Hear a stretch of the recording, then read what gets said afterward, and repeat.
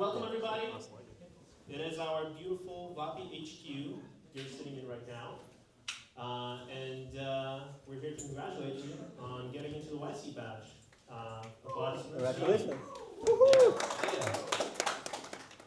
Alrighty, we're joined here by the founders of Vapi, Jordan and Nikhil. Let's give them a round of applause. And we are seated here today to talk about their founding journey, and oh boy is it an interesting one. Let's get right into it. Jordan, why don't you introduce yourself and walk us through how you met Nikhil and how you guys decided that you're going to do a company. It's a good start. Hi, I'm Jordan, one of the founders of Vapi. I met Nikhil in school in our first year at the University of Waterloo. We were studying software engineering. And I heard him talking about AGI, and I was like, oh, this is my guy. And I was already AGI built at the time, and so we kind of hit it off. And then in our third year, we ended up dropping out of school when we got to YC, and that's what started about 5 years ago. Beautiful. You dropped out together? Oh, he didn't introduce himself. Sure, yeah, I'm Nikhil. Yeah. Congrats everyone, this is exciting. I heard you guys had a great chat from Varun yesterday. Everything he's saying is correct. It's that hard. We met at Waterloo and exciting. Thanks, Nikhil. And you said you were AGI pills. How long ago was that? I was about 15 years old. Oh. It was 2015. I was like 25. But yeah, 15 years old. I read an article about superintelligence, and I was like, this is definitely going to happen. And it's the only thing that I truly believed in. I'm actually curious, like how many people know about Wait But Why? Yeah, did anyone know the Wait But Tim Why? Urban? No, one person, 2 people, 3 people, 4 people. We can keep going. But yeah, I read this article and I was like, wow, this is definitely going to be the future, and it ended up being true. All right. So you guys dropped out. You decided we're going to do our own thing. You applied for YC. Is that the path? Yeah, I'll let Nikhil take that. Yeah, we were working on projects, and I was like, yo, we should just apply to YC. Jordan was like, no, we don't really have anything. And then I basically ended up forcing us to apply with nothing. We applied on a different idea. It was a lecture platform? No. It was a lecture platform. It was an investing platform. Yeah. We interviewed on a different idea. So we day before the interview, we were like, oh, actually, we're doing something different. And then we pivoted a different idea after we got in. So the day after we got in, we were like, oh, we're doing something different too.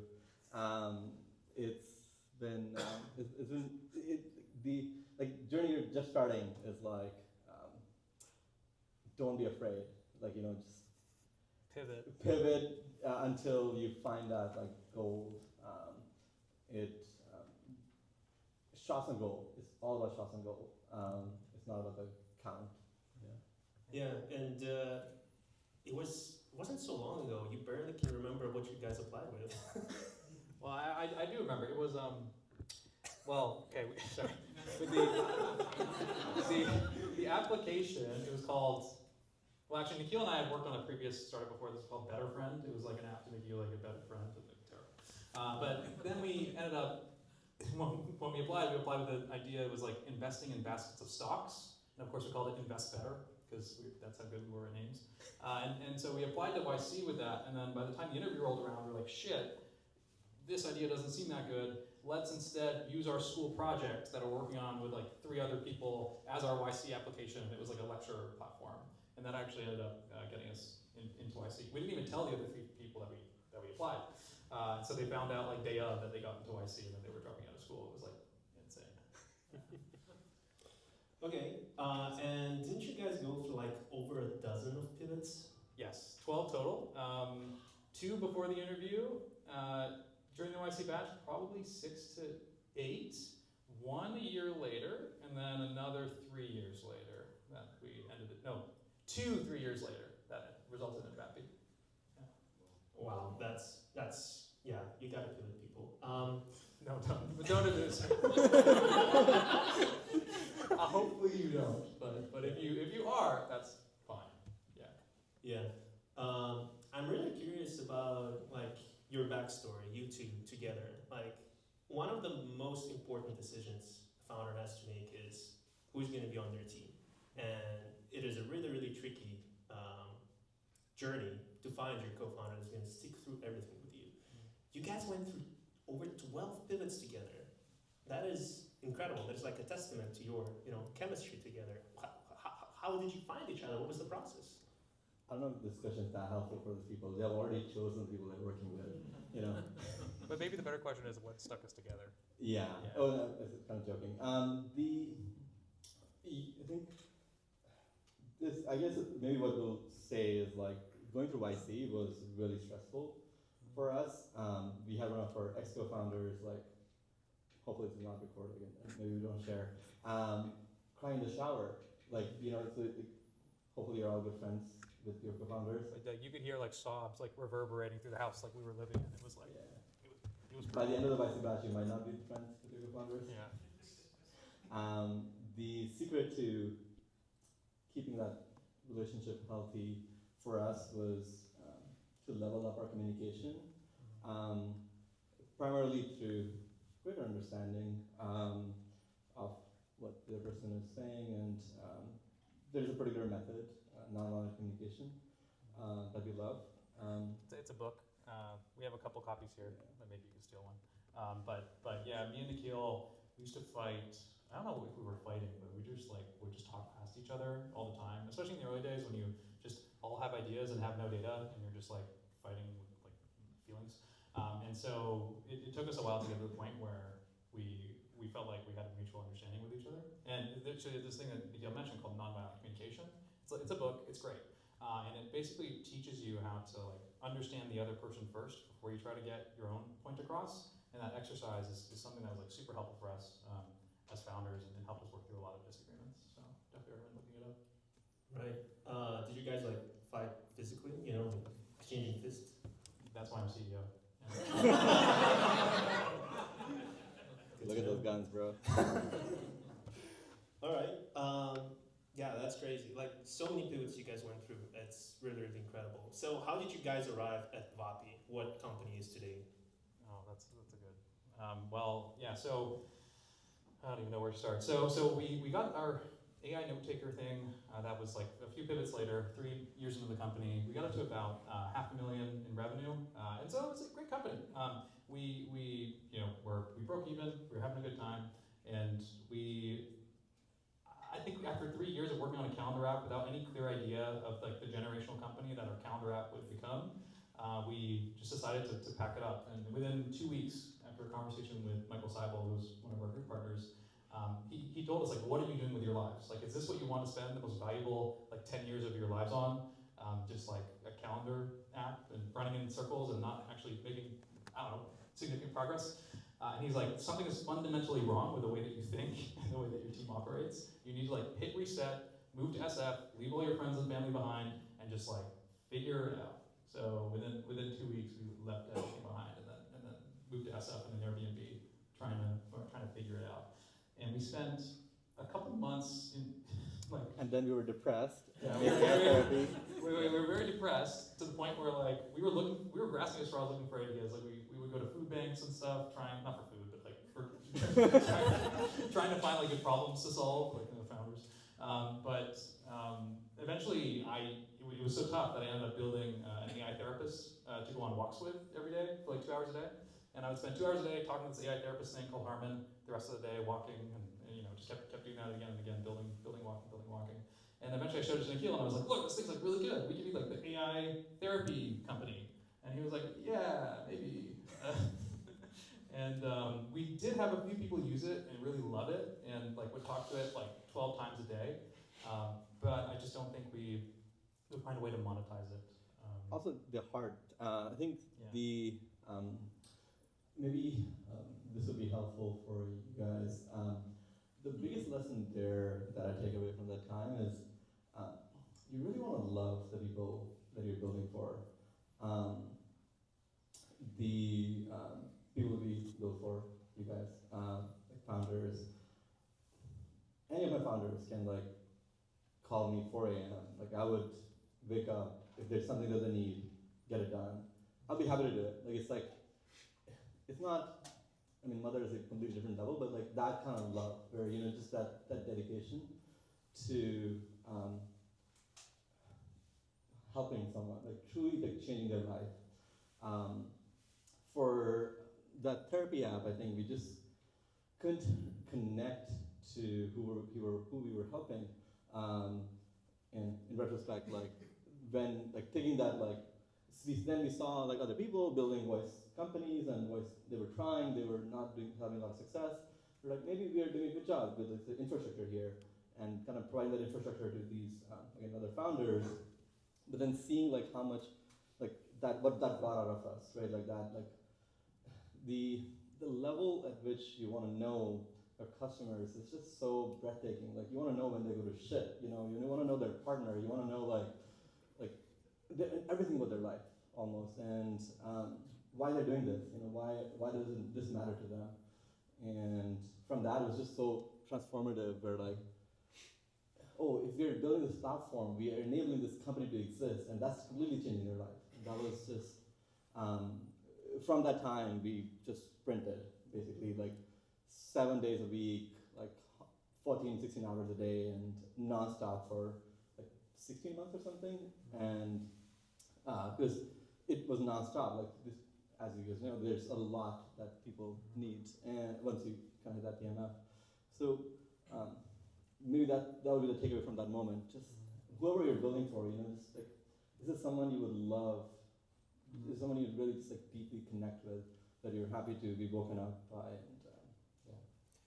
And I think like, and for us, having been founders, having like built the stack, having been in those early stages, trying to get our company off the ground, we could really like relate to other founders who are trying to get their companies off the ground. And so for us, like when Hyperbound, like one of our first early customers, like when their thing went down because they couldn't make a demo, like we understood that pain, and so we were able to empathize with that and care enough to like go above and beyond for them. Yeah, it's really important to empathize with your audience. That one is clear. But what I find really, really interesting about your journey so far is that until to the point that where you clicked that you're building YC infrastructure, right? You built something for yourself, the therapist. Would it be accurate to say that? Yeah, totally. Yeah. Well, if Vapi had existed, I would have been able to build the AI therapist without building a bunch of stuff. So it was like one of those classic startup build for yourself stories. Yeah, something to learn here, that you have to build for a real world problem, and you had a problem, you solved it yourself, and then you discovered a new problem to solve, right? That's why I think like you see so many great YC companies are born from founders who have a parent who like runs a restaurant, or like or was a real estate agent themselves, because like they understand and care about the lived experience from the first person. And even if you look at like the DoorDash founders, for example, like they worked in the kitchens for like months as they were developing the idea for DoorDash, and that empathy really helps. Right. Cool. So it clicked for you. You are building Vapi. You were sprinting 7 days a week. You were excited. How big was the team at the time? How big was the team? I mean, it was just two of us for a while. It was Jordan and I in his parents' place with his mom cooking for us. This was like probably a year and a half ago, honestly. It's probably like 16 months ago, 7 months ago. And then we had some people. We hired actually someone from like our Discord who was helping out other people get support, and we were like, oh, can you just like do it like full time for us? And so that's how the team kind of grew, but pretty organically, pretty slowly. And then we raised the funding, and then the team really scaled. Pretty small early on. How'd you guys split responsibilities? Early days we were both coding all the time. I think early on that's just like what's necessary if you have the skill set to do it. But I was working on a lot of like the core voice pipelines and the API. Nikhil was doing a lot of the infrastructure / API. Both of us just talking to customers directly. Right. What a lot of the founders here will have to go through as fundraising, investment conversations. And I'm really, really curious to hear about your journey and how do you approach fundraising during and after YC. Actually, can I flag one other moment that I take away from that time? So we were both coding, But the transformative moment for us was when Jordan stopped coding. For like 4 years, we held on to this thing that like both of us had to be in the code base. It was really painful for me to just like take on everything. But that, like having a founder who's like just going out there and like focus on selling, was the key for us to really succeed as well at closing, figuring out what to build, figuring out who our customer is, and like the game only gets harder. So yeah. Yeah, like and it doesn't, being a technical founder and then deciding to do sales and not coding all day does feel like you're failing all the time because you're not like shipping code. But it is like incredibly important to like go through that pain because after 4 months you figure out how to sell something and now your company like has something to like can actually sell the thing that they're building. And so sales is like just as important as the engineering.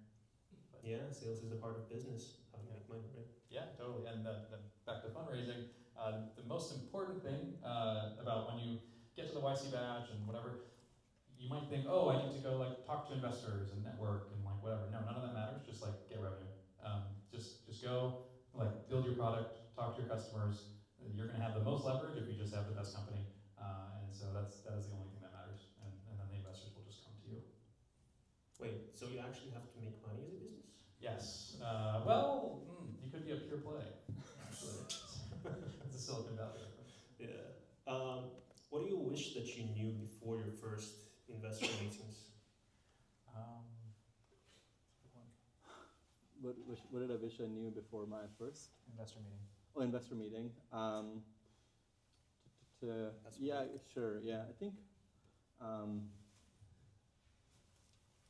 investor meeting. Oh, I guess I wish I knew how much leverage you have. Right now in this world, there's a lot of capital. There is what's rare is you, like the founders, people building out there. Especially companies when you're solving a real problem. Just the pure leverage you have over them, over the situation, like to choose the people you work with, is really high.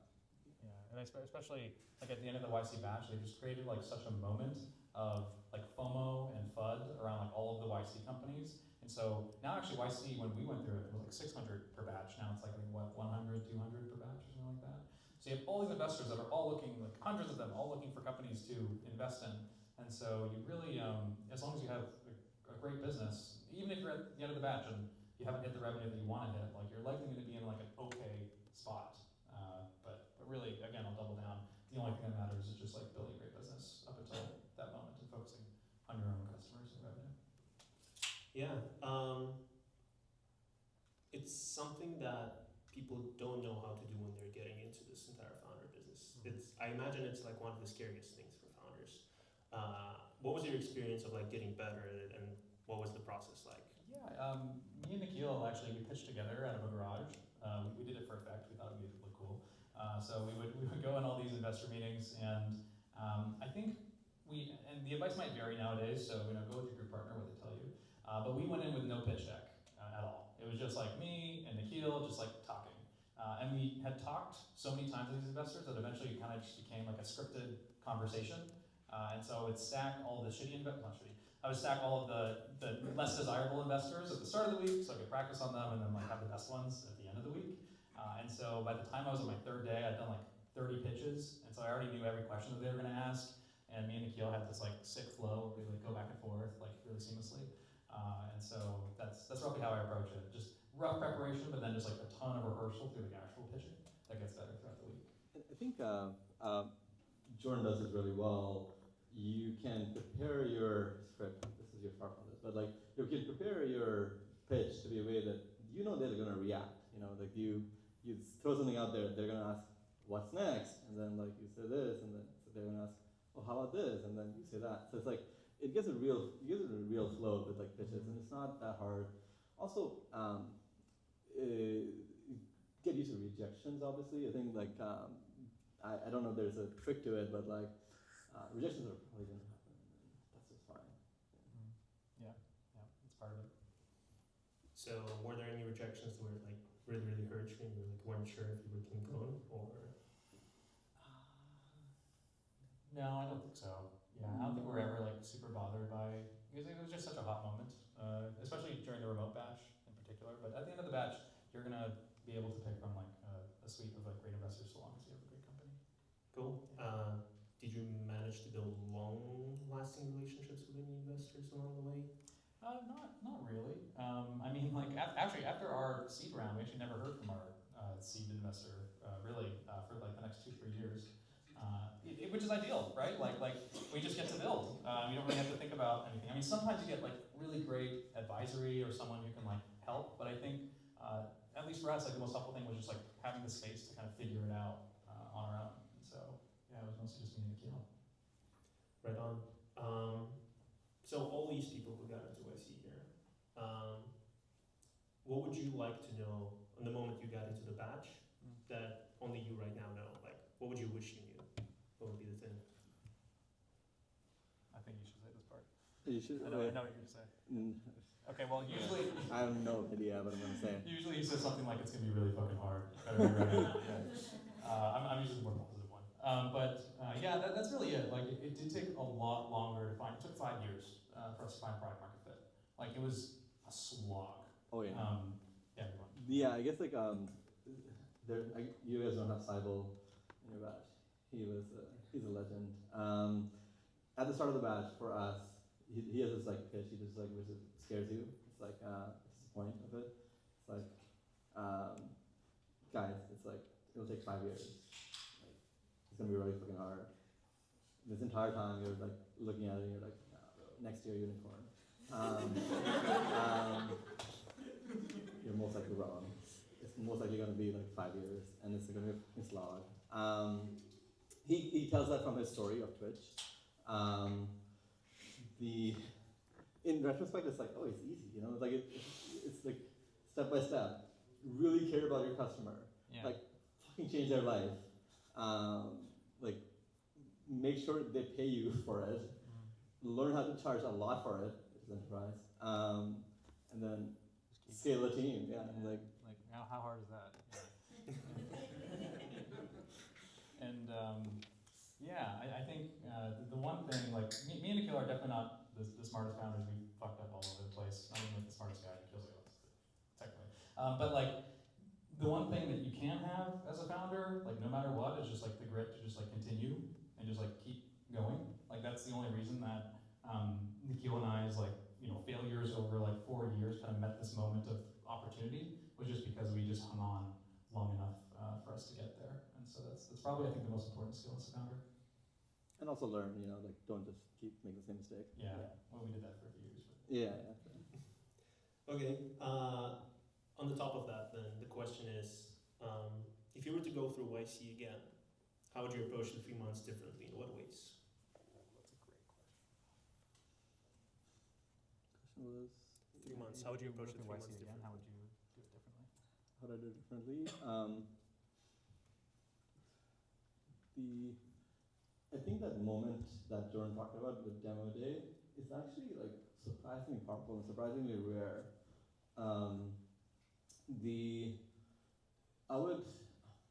This is not really great advice. Where you want to be building your business for the long term, but if you really show like an amazing graph until demo day, like that moment is so crazy that you could raise basically like as big a round as like a Series A, just because of the frenzy of that moment. So if I talked about like hacking the system, that's probably all I would say. Like just like really trying to get the bag, just, find money where you fucking can, get it, just get money all over the fucking place. And of course, hopefully, the exercise of finding revenue, like actually, like by seeking out revenue, of course, like that forces you to find a way to provide value at the end of the day. So, yeah. Cool. Hiring questions. At what point did you decide that you need to hire someone? Point to be. I feel like most people think they need to hire like pretty early. I chat with a lot of like early founders, and much earlier on, the technical founders like, we need help, we need to hire an intern, we need like this and that. But actually, I don't like the more hiring that you do early on, the more distracted you are, and the more cycles you're not spending on your customer and instead are spending on this like employee that you're trying to like upskill and manage and like have drama with and all sorts of stuff. And so the less people that you can have early on is like ideal. Like when Nikhil and I started, we were like 5 equal co-founders with the first iteration of the company. You can imagine how much time was spent just like aligning 5 people. It was impossible. When it was just me and Nikhil, of course, like we moved like laser fast. So it wasn't until like the market pull and direction made at least like some sense, and Nikhil was like in burning pain and like crying for me to find someone that we ended up hiring. Well, No. okay. Thankfully, it's a lot easier to run with lean teams nowadays with all the advancements in natural language processing and all these tools. But yeah, that makes a lot of sense. Curious though, did you guys hire Soham? Soham Pare?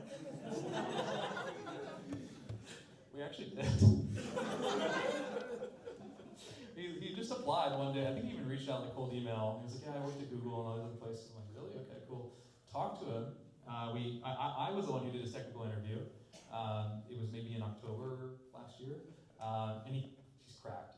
He's absolutely cracked. He like flew through my interview in like 90 seconds. Usually it takes about 15 minutes.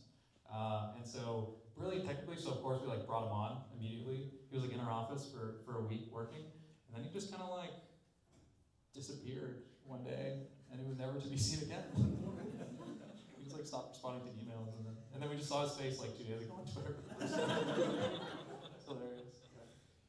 That's crazy. How do you avoid that? Like, how do you prevent that from happening? It's like, how do you catch that? I don't know. I mean, a lot of like hiring managers I saw on Twitter, they were like looking at his resume, like, oh, this is a red flag, red flag, red flag. Like, we don't care. Like, he was just really good at the interview. We didn't even read the resume. But yeah, I don't know. Honestly, like he was so good in the interview that that it's worth the risk. Honestly, he's like, yeah, if I get someone like that, I'll gamble to see if he's good. Right. Yeah. Makes sense. But the general advice is hire as late as possible, right? Yeah. Yeah, actually one thing that's coming to my mind is like, Jordan learned design. He went to Figma and learned design. Because in that era, you didn't have AI tools, so you actually had to learn things. He also learned like finance, he also learned like all sorts of shit. I think it's a wonderful skill as a founder to be willing to just hop into something and just learn it. At least to the point where you can get some efficiency with it, proficiency with it, especially with AI now, it's so doable. Try to do late hiring as possible, yeah, for sure. And then like the general advice as well is like before you bring on a new function or hire a new person, you should at least like know how to do that yourself. So like for example, before we brought on a salesperson, which of course is like much later than you guys should be thinking, but like I had to learn enterprise sales first. So at least I have something to advise. I can get involved and I at least like can have some like oversight over it. Without experience, it's kind of you bring someone on, you don't really know how to coach them around it.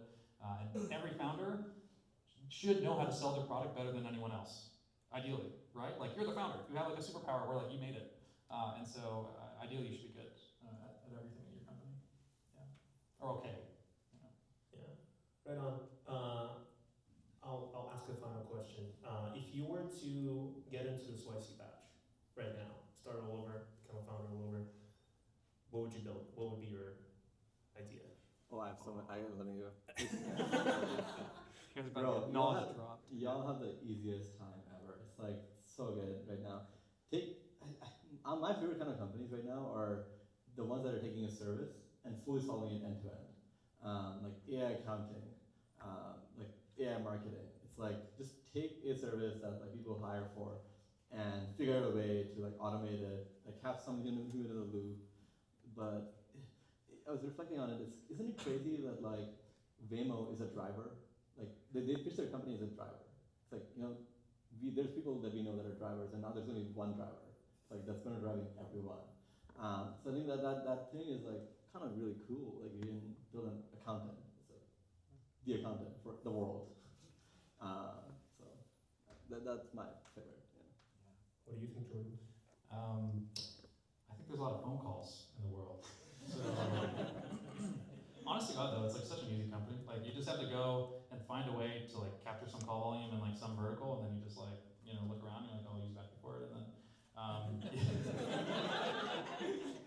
and then you go and sell. I really do think there's like a ton of opportunity in like kind of like vertical SaaS companies that are building on top of infrastructure, because like that last mile to the vertical is like so valuable and so like schleppy, and like you have to figure out how to integrate with like a dealer management software, and you have to sell to like a car dealership like manager and fly to Detroit. Like it's like a lot of schlep that nobody else is going to do. So it's actually like that last mile is like very defensible.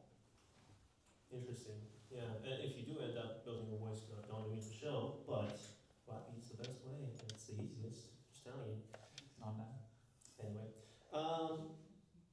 cool. I think that concludes the panel for this interview. Now let's take some questions. We have 10 minutes for that. Any questions? You work here. I'll get you in. Hi, you mentioned that you pivoted a lot, and then once it clicked, from that moment you sprinted. My first question is like, does this mean that you felt like before you didn't sprint, or how did it feel for you? It was a sprint at the start, but then it kind of settled into like a walk. Like it was like a lifestyle company, I guess. Like we were kind of like 9 to 6, chilling. Nikhil had like friends and I got a scuba license. You got a scuba license. It was so easy. But then the second that we had moved, committed our lives, so running the startup, we were like, shit. Well, we're sacrificing everything for this. It might as well be like everything that we do all the time. And so after we pivoted, it was 24/7. There's something to that, like the all-in effort. Like I don't know what it is, but like that. This, like when people ask me about like I'm working in a company and like I'm doing this project, like should I? It's going well. Like why should I quit? And I'm like, unless your ass is on fire, there's just no hope for you. It's like you have to be just completely like balls to wall and like death or die, like ship or die. Mm-hmm. Yeah, and like all of you are like in such a high leverage position right now, and you're going to be in such a high leverage position in like 3 months. At the moment, like make the most of it and do everything you like possibly physically can under like the best advisory in the world at this one thing. And so, yeah, just grind. You shouldn't even fucking be here. Oh, go. Thanks again, guys. We chatted a bit before about this, but can you give us some tips on failing quickly? Like how do you set up your hypotheses, and how do you ship like every 2 weeks a different product, or like you mentioned did it 6 times during YC? That's like on average 3. Yeah. The main thing that I think was always backwards. I think about product market fit is people think product market fit is like really, really hard. Like it is technically to do it at scale, but product market fit is actually really, really easy to do if you just start with a very painful problem. If you de-risk the fact that the problem exists, like the easy part is just like execution, right? But I feel like what founders do far too often is they end up like building a bunch of shit, showing it to people, it doesn't work, and like, oh, why didn't it work? It's like, well, we didn't start from a problem. So I feel like starting with a problem as a start of your experiment is just a much higher signal. And once you have it, then pick like the fastest physical way to prove or disprove that this problem is actually painful enough to people to support it. So literally be like, hey, you need food? I will deliver you food. Here's my phone number. And that's like literally how DoorDash started, right? And so that's why something as simple as like just giving them your number and your product is like texting templated robotic looking messages is perfectly enough to prove or disprove the hypothesis. And you can run like 3 of them simultaneously if you want, and then build the product. When I'm double click on the money, get the fucking money. It's like 2 weeks is enough to like, yeah, how much are you gonna pay me? Okay, got it. I'll solve this, but like, how much? It's like you don't want to lose the sight of the fact. It's like money. You're here to make money. Yeah, like forcing the prepayment is like if you can do that, it's like wow, we just found a problem. Like great. And people like sometimes they'll be like, I'm not sure. Run. It's like is there not like man? I love Michael's analogy of like your hair on fire is like people will take a brick. Like if your hair on fire, you give them a brick, they will hit themselves with a fucking brick. It's just so true. Like you want that, right? Like it's like okay, I hear you. You're in fucking pain right now. I'm gonna give you the solution, but you have to pay me. It's like they should be like, yeah, here, $500. Here, done. It's like help me, bro, help me out right now. Like, yeah, that visceral. Yeah, and like the easy way to do it is like define a person or a persona. You have a hypothesis. Don't tell them what your hypothesis is and poison them with your shitty idea. But instead, just be like, hey, like what is like the top like 3 problems that you have in your entire existence right now? And they'll be like, oh, at my veterinarian clinic, we're about to go out of business because I can't find like another vet. And it's like, okay, well, it's like vet hiring. If I helped you find a vet, like in the next like 2 weeks, would you give me $5 grand? They're like, yes. It's like, okay, that is a business, right? And so, yeah, and so for us, like with Vapi, it was like, well, there's this company, and they literally cannot build and sell their product because it keeps fucking breaking. And they were doing like AI sales roleplay training, and we were like, do you want to use our thing? And they're like, sure, and it worked. And it's like, okay, now they can sell their product. And then immediately, like day 3, at 6 a.m. during a demo, it went down. And then they're calling me on the phone, and they would not stop calling me until the bot like was back live. And I run upstairs and knock on Nikhil's door, wake him up to like fix the infra. But like we had panic invoked in a customer, like with our first customer. Like we had product market fit immediately because it was so painful. So yeah, optimizing for pain is probably the most important thing. Wow, optimizing for pain. That's an interesting one. Next question. Nice to see you, Nikhil and Jordan. I'm Lois. So I have a question about the intensity of fundraising and launch week, because we do it very regular every 3 months.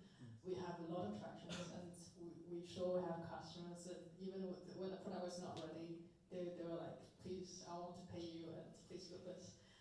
But like the intensity around pushing your employees and your own people to do launch week, and when things are so chaos and everyone was running towards a deadline, are you an advocate towards launch week? Because everything is within a week, and in that week everyone drops everything else and just do marketing. And it's also the same for fundraising. What I found is I talked to Paul from Superbase, and a lot of people, they're like, oh, we only do fundraising in 1 or 2 weeks. They will squeeze every investor in that 1 or 2 weeks. Do you do the same? Is your question more around the launching? So first is about launch week, and Yeah. second is about fundraising. Yeah. In terms of launching, I guess more generally, launches are a great way to force like outcomes and people actually getting shit done and trimming all the fat. I mean, that's the whole demo day thing that you guys are marching towards. It's like you are not going to spend like 2 months of bullshit with somebody who's not going to give you good product feedback, right? So that forcing function is going to force you to make much higher quality and fewer decisions. And so overall, yes, I love having deadlines and launches. When it comes to fundraising, yeah, I completely agree as well. Fundraising is a huge distraction away from your company, away from your customers. And my approach as well is just like to shove the entire thing in like, if I can, in like 3 days. And every meeting back to back, I'll run around San Francisco in a Waymo like for like 12 hours straight if I have to, just so that one, it builds up the pressure for everyone to make a decision very quickly, and it also reduces like the amount of time that you have to be like out of service. So We did our seed in a week, and we did also our Series A in a week. Awesome. And also about launch week, did you guys do launch week, and then, or are you planning to do it very regularly? I think we did a launch week a while ago. You mean like a 7-day kind of thing? Yeah, 7-day every 3-4 months. We did one before. It is a great forcing function to get stuff out, but I think more just like the practice of like having a launch date, just generally for your product. I think that's like the valuable exercise. Yeah, I think for us, we just settled into like just regular launches. Yeah. Like every 2 weeks we just launch, but it's a great launch week for sure. Right. Tom, Jordan, you mentioned that you started out when, you have to be somewhat okay in everything, and you were doing enterprise sales as well. We're starting out with that as well, so I'm just curious, like, what worked for you in general? I tried everything. Everything you possibly do. I warmed up thousands of email inboxes and spammed like millions of people with just like shitty marketing copy. It doesn't work. The thing that does work is just getting as close as possible, like even like physically to the actual person that you're selling to. Get face to face with them. Talk to the person who has the juice, who actually has the ability to make the purchase decision in the organization. And then just like listen to them, understand their pain, and then hopefully find a way to like solve their pain with money. Sorry, it's not like Jordan will be presenting next week. oh yeah, I will be presenting next week or the week after that, doing an enterprise sales talk. But the thing that, if I'm to give tactical advice, one thing that was usually helpful for me after trying everything possible was just getting a sales advisor. I ended up like finding one, and YC has a bunch that they can recommend as well. I find that the advice in YC in terms of like enterprise sales is like pretty lacking for the most part. Like enterprise sales is actually like pretty tactical, and like there's just like a playbook that you can mostly follow, at least for your first 10, 20 deals. And so just having a sales advisor who's worked with like a lot of like pre-seed, seed companies can give you that playbook, and it just like simplifies a ton of the very obvious mistakes that you make when you start selling on your own. Right on. One last question. All right. Hi guys. This is piggybacking off the last question, but balancing between enterprise sales versus becoming self-serve eventually, like how did you guys find the brand of the company and where you want to be in the midst of all that? Yeah, I mean, it's like been a huge swinging pendulum over the course of our company. At least early on, we were like all self-serve. That's all me and my co-founder knew, coming from our productivity tool background. We did not know how enterprise sales worked. We just knew that if we build something and it's really cool, people will tell their friends about it and comment, put that on their credit cards. Eventually, we just got pulled into enterprise pretty naturally. Like we just had some large companies sign up, and they were like, "Hey, we want to sign a contract with you." I'm like, "Why? Just like use the docs and the bigger credit card. What do you mean?" And they're like, "We can't." I'm like, "Well, too bad." But then eventually, we ended up figuring out, okay, here's what a contract looks like. Here's what scale pricing looks like, and then we kind of just got pulled into it further and further with more and more enterprise customers. And now, like, we've seen enough traction in enterprise, we're actually orienting a lot of the company towards it. Right on. And that will conclude our session. Thank you so much for your time, Jordan, Nikhil.